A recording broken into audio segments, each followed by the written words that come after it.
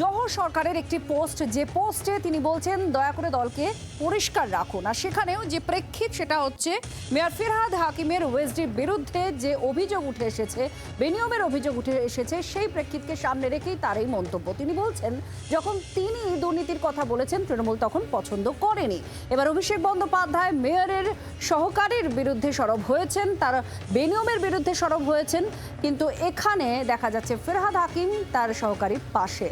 এই ধরনের একটি পোস্ট তার সামাজিক মাধ্যমে তিনি করেছেন, তৃণমূলকে ফের বিঁধেছেন প্রাক্তন সাংসদ।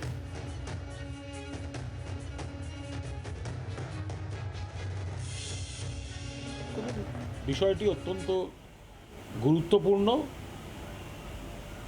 যেখান থেকে অভিযোগ এসছে সেটাও একটা অত্যন্ত গুরুত্বপূর্ণ জায়গা, এবং যে জায়গাটাকে অভিমুখ করে অভিযোগ গেছে সেটাও একটা গুরুত্বপূর্ণ জায়গা এবং এক অফিসার। তো এই বিষয়টা পুলিশ প্রশাসন কনসার্ন মহল দেখছেন, এর উপর দাঁড়িয়ে কোনো মন্তব্য করব না।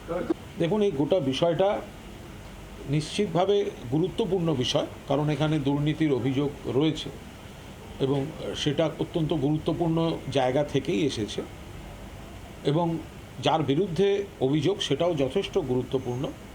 ফলে এই বিষয়টা কী ধরনের অভিযোগ, তার সপক্ষে কী কী তথ্য প্রমাণ ইত্যাদি, এগুলো যেমন খতিয়ে দেখা হচ্ছে, পাশাপাশি আনুষঙ্গিক নিশ্চিতভাবে দল গোটা বিষয়টা নজর রেখেছে, দেখছে, যথাসময়ে যথাযথ পদক্ষেপ আপনারা দেখতে পাবেন। বাংলার আওয়াজ, বাঙালির আবেগ, জি 24 ঘন্টা।